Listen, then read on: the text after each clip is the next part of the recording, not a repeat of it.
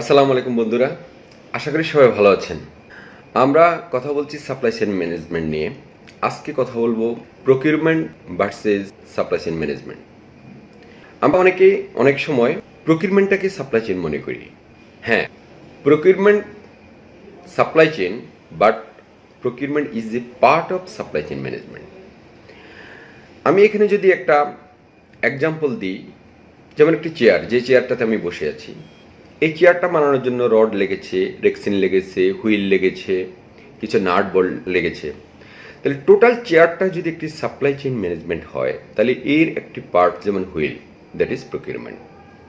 Procurement is the process of getting the goods or services as per needs to fulfil the business demand.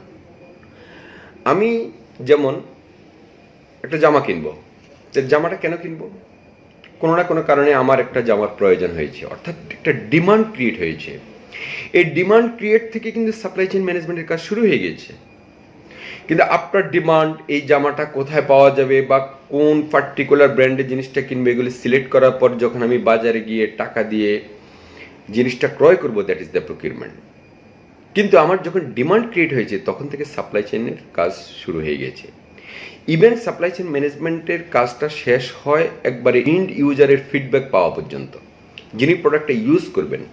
অর্থাৎ আমরা সবসময় সকলের কাছ থেকে অ্যাকচুয়াল ফিডব্যাকটা পাবো না, কারণ all customers are not user.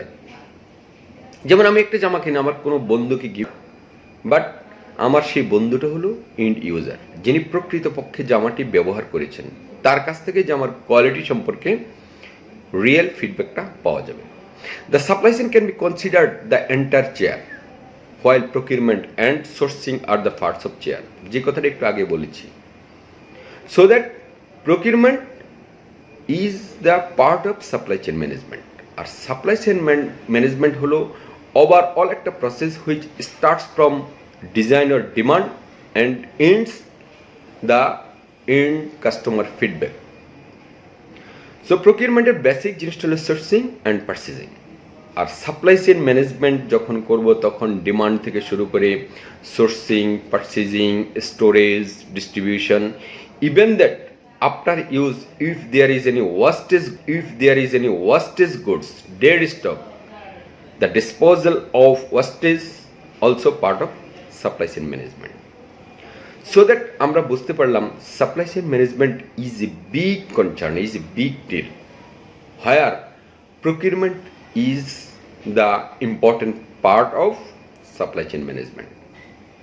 তাহলে আমরা নিশ্চয়ই এখন ক্লিয়ারলি বুঝতে পারছি যে all supply chain management are procurement, but all procurement are not supply chain management. আমরা অনেক সময় গোলমাল করে ফেলি। অনেকে আছে প্রকিউরমেন্ট বা পারচেজে জব করে, জিজ্ঞাসা করি কোথায়, আমি সাপ্লাই চেইন ম্যানেজমেন্টে আছি। হ্যাঁ, আসলে সাপ্লাই চেইন ম্যানেজমেন্টের একটা পার্ট দেখছেন।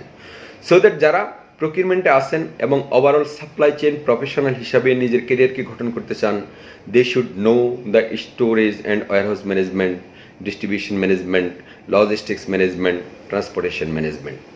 এগুলো অবশ্যই জানতে হবে, শিখতে হবে, ওভারঅল নলেজ গেইন করতে হবে। তারপরে সাপ্লাই চেইন ম্যানেজমেন্ট প্রফেশনাল হিসেবে বেস্ট ক্যারিয়ার গঠন করা সম্ভব হবে। যদি আপনাদের কারো কোনো প্রশ্ন থাকে, put your questions in comments box. আশা করি উত্তর দেওয়ার চেষ্টা করব।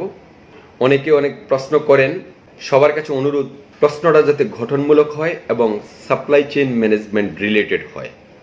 অন্য কোনো প্রসঙ্গে আসলে কোশ্চেন করলে সেটার উত্তর দেওয়া সম্ভব হয় না এবং সেটা ঠিকও হবে না।